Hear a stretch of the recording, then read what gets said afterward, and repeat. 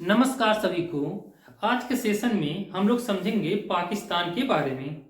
जो हम लोगों का टॉपिक चल रहा है वो इंडिया किनारे किनारे यानी जो भारत के पड़ोसी देश है उसके बारे में हम लोग पढ़ रहे हैं। आज का टॉपिक हम लोग का पाकिस्तान रहेगा, उसके बाद से बचा है आपका अफगानिस्तान और चाइना नेपाल, दो तीन क्लास और बचा हुआ है बाकी, और हमने पिछले वीडियो में जाकर के बता दिया है। अगर आप लोग नहीं देखे हैं तो जाकर के वीडियो देख लीजिएगा। आज हम लोग समझते हैं पाकिस्तान। पाकिस्तान जो है एग्जाम के व्यू से अगर देखेंगे तो काफी इंपॉर्टेंट हो जाता है, क्योंकि भारत का सबसे ज्यादा विवाद पाकिस्तान से ही है। तो क्वेश्चन यहां से सबसे ज्यादा अगर पड़ोसी देश में देखेंगे तो पूछता है पाकिस्तान से ही। देखिए जो पाकिस्तान का हमने कुछ फिगर बना रखा है, फिगर के थ्रू भी हम लोग कुछ समझने की कोशिश करेंगे। पहले हम लोग समझते हैं कुछ फैक्ट जो यहां से क्वेश्चन उठाता है। देखिए पाकिस्तान का हेडिंग है, पाकिस्तान जो है 14 अगस्त 1947 को स्टेबल हुआ था। ये बात आपको पता होना चाहिए कि जो पाकिस्तान है ये भारत का ही हिस्सा था। 1947 में भारत दो हिस्सों में टूट गया था, और एक भारत और एक पाकिस्तान। और पाकिस्तान भी इसका भी दो तरफ इसका मिला था, जो इसका मतलब एरिया था। एक इधर पश्चिमी पाकिस्तान और एक जो बांग्लादेश है उसको पूर्वी पाकिस्तान कहते हैं।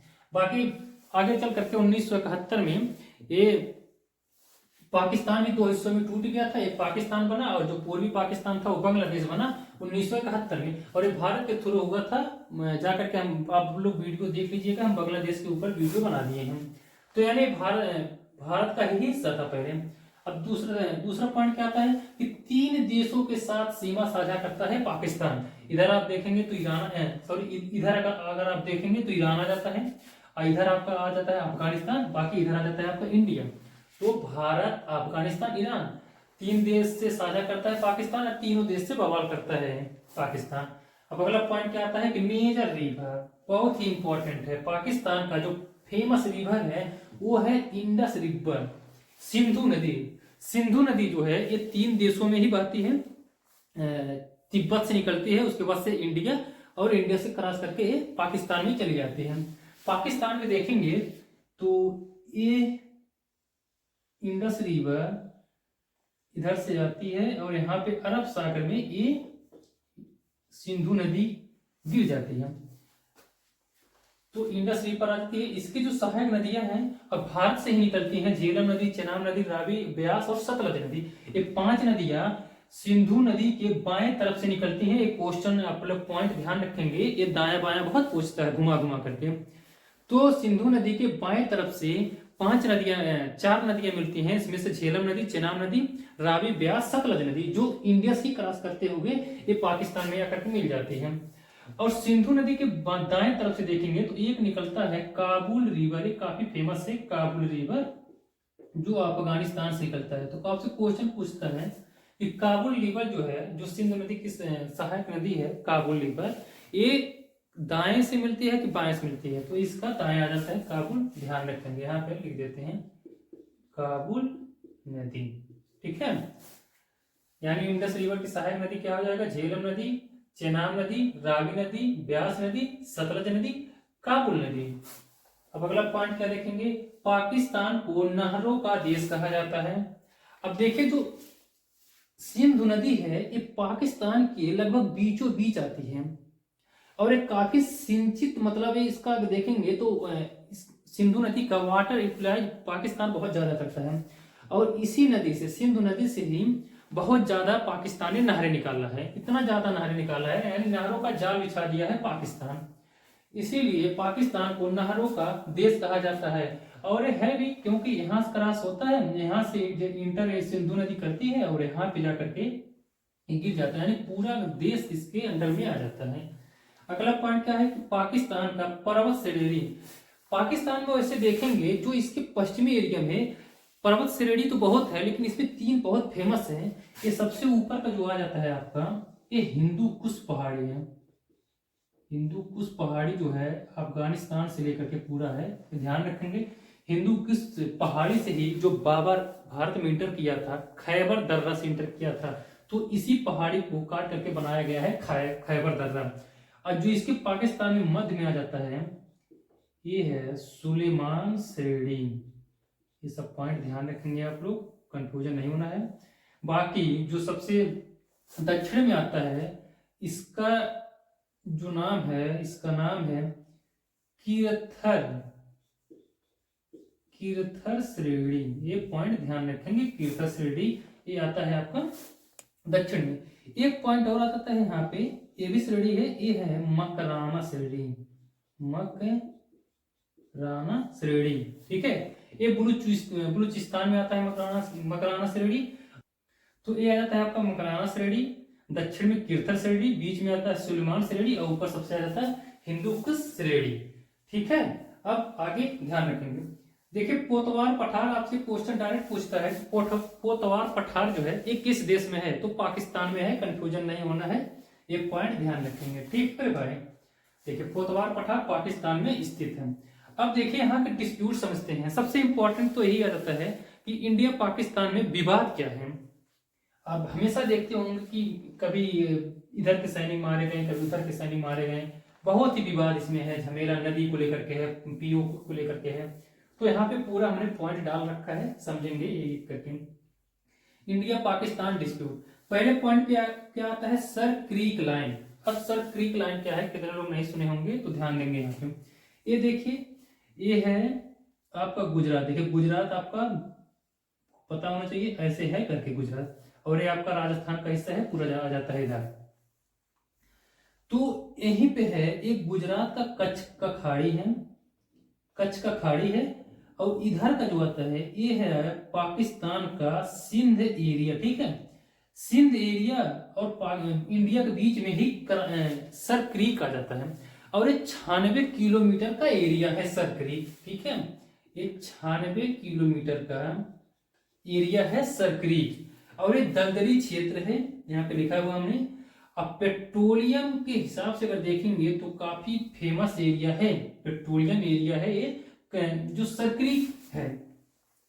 अब इसमें समस्या क्या है कि इधर पाकिस्तान आ जाता है, इधर इंडिया आ जाता है, और ये 96 किलोमीटर में फैला हुआ है सर क्रीक, दलदली क्षेत्र है, और इस एरिया पे किसी देश का अधिकार नहीं है, ये ध्यान रखेंगे, ठीक है। किसी देश का अधिकार नहीं है सर क्रीक पे।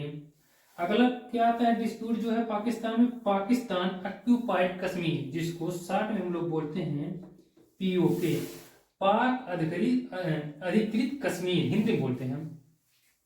अब इसमें देखिए जैसे 1947 में भारत पाकिस्तान अलग हुए थे, पाकिस्तान भी आजाद हो गया था, उसके बाद से भारत भी आजाद हुआ था। तो 1947 में भी पाकिस्तान ने जम्मू कश्मीर में हमला करके लगभग 62,000 स्क्वायर फुट में पाकिस्तान ने ले लिया।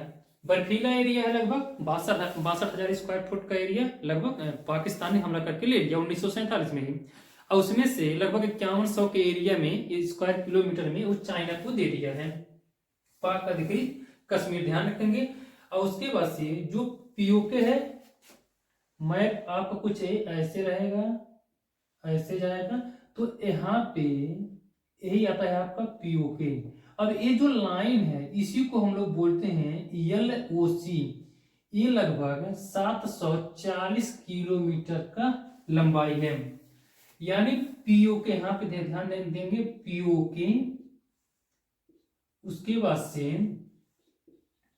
इंडिया बीच में जो LOC आता है ये 740 किलोमीटर का बाउंड्री बनाता है। और टोटल बाउंड्री अगर देखेंगे इंडिया का और पाकिस्तान का, तो बनाता बाउंड्री कितना है, 3323 किलोमीटर का एरिया बनाता है, 3323 किलोमीटर का एरिया बनाता है इंडिया और पाकिस्तान का जो बाउंड्री है टोटल। अब अगला देखिए क्या है तीसरा, इसमें कंफ्यूजन विवाद क्या है इंडिया पाकिस्तान में, इंडस रिवर डिस्प्यूट। ये काफी फेमस है, इंडस रिवर जो है इंटरनेशनल मामला है इंडिया और पाकिस्तान को लेकर के। अब 1947 में दोनों आजाद हुए थे अलग अलग, तो इसमें कहा गया था कि पाकिस्तान जो है पूरी तरह से इसमें पानी यूज करेगा। तो 1947 में ही इंडिया पाकिस्तान में एग्रीमेंट हुआ था कि पाकिस्तान भी भाई पूरा हक है इसका यूज करने का पानी। लेकिन हमने बताया भाई इसके अगले पॉइंट में कि 1947 में ही पाकिस्तान ने हमला जब किया था तो पीओके ले लिया था। तो इसी के गुस्से में पाकिस्तान इंडिया ने क्या किया कि 1948 में इस समझौता को रद्द कर दिया, जो एग्रीमेंट हुआ था 1947 में, और ये पूरी तरह से पानी रोक दिया। अब पाकिस्तान इंडिया में काफी गहमा गहमी चला और जाते जाते 1960 में वर्ल्ड बैंक, विश्व बैंक के तहत, विश्व बैंक के समझौते के द्वारा सिंधु नदी जल समझौता हुआ। वर्ल्ड बैंक 1960 में हुआ था इसके द्वारा। अब इसमें कहा गया जो इंडिया के 3 ऊपर की नदियां आती है, जैसे इंडस रिवर आ जाता है, झेलम नदी, चेनाब नदी, इन तीनों नदियों का 80% वाटर एरिया, 80% वाटर जो है वो पाकिस्तान यूज करेगा, उसके बाद से 20% वाटर वो इंडिया यूज करेगा। आप समझ गए होंगे। यानी जो ऊपर की नदियां हैं, 3 नदियां हैं, इंडस रिवर, झेलम नदी और चेनाब नदी, इसका 80% पानी जो है पाकिस्तान यूज करेगा, 20% पानी भारत यूज करेगा। ये वर्ल्ड बैंक, जब विश्व बैंक ने समझौता किया था 1960 में तब। और जो 3 नदियां नीचे की हैं, रावी नदी, ब्यास नदी, सतलज नदी, इसमें कहा गया कि 80% जो वाटर है वो इंडिया यूज करेगा और 20% का वाटर जो है वो पाकिस्तान यूज करेगा।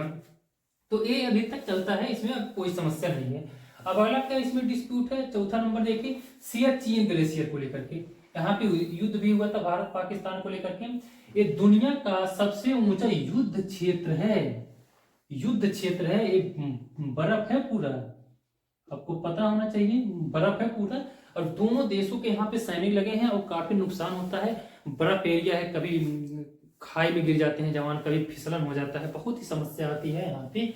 ऐसा माना जाता है कि 1 दिन का खर्चा भारत का यहाँ पे 5 करोड़ के जवानों को रख रखाव में लगता है। तो सियाचिन ग्लेशियर दुनिया का सबसे ऊंचा युद्ध क्षेत्र है। इसमें क्या हुआ कि 1984 में ये तय हो गया था कि, खैर 1984 में नहीं, 1972 में ही, 1972 में इंडिया पाकिस्तान में तय हुआ था कि यार हम दोनों का जो सैनिक होते हैं यहाँ पे आके रहते हैं और नुकसान भी होता है, हमारे सैनिक शहीद भी हो जाते हैं, खाई में गिर जाते हैं, फिसलन होता है, बहुत ही समस्या आती है, क्योंकि कड़ाके की ठंडा पड़ता है, -40 -30 ऐसे रहता है। तो दोनों देश में समझौता हो गया कि ना आप रहेंगे, ना यानी पाकिस्तान का सैनिक रहेंगे यहाँ पे, ना इंडिया के सैनिक रहेंगे यहाँ पे।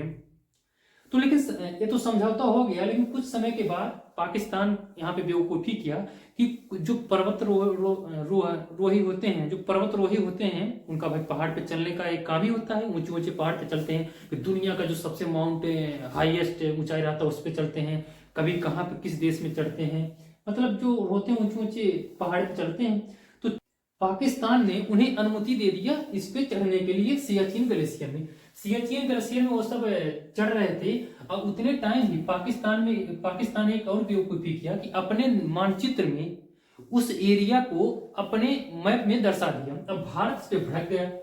भारत जब इस पे भड़का तो 1984 में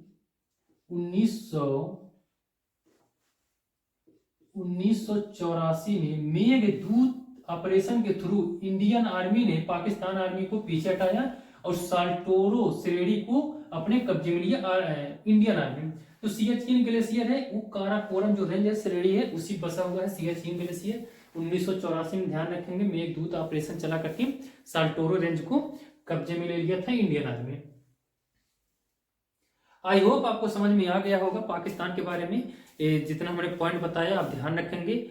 अगर पेपर कोई भी होता है तो क्वेश्चन अक्सर यहाँ से पूछते रहते हैं, इससे बाहर से आप सबका नहीं पूछता है। जो भी क्वेश्चन पूछता है हमने पूरा पॉइंट लिखवा दिया है। अब हम लोगों का 3 क्लास बचा हुआ है। अगले वीडियो हम लोग समझेंगे अफगानिस्तान के बारे में, उसके बाद से समझेंगे चाइना के बारे में, और फिर तीसरे क्लास से नेपाल के बारे में। यानी 3 क्लास और बचा हुआ है। उसके बाद से हम लोग आ जाएंगे इंडिया के मैप के बारे में। इंडिया का मैप, जो राज्य बसे हुए हैं, राज्य के किनारे किनारे कौन से राज्य लगते हैं, ये हम लोग पूरा अच्छे से समझेंगे फिगर के थ्रू, और कैसे माइंड में दिमाग में रखा जाए पूरा अच्छे से हम लोग समझेंगे। आज के लिए धन्यवाद।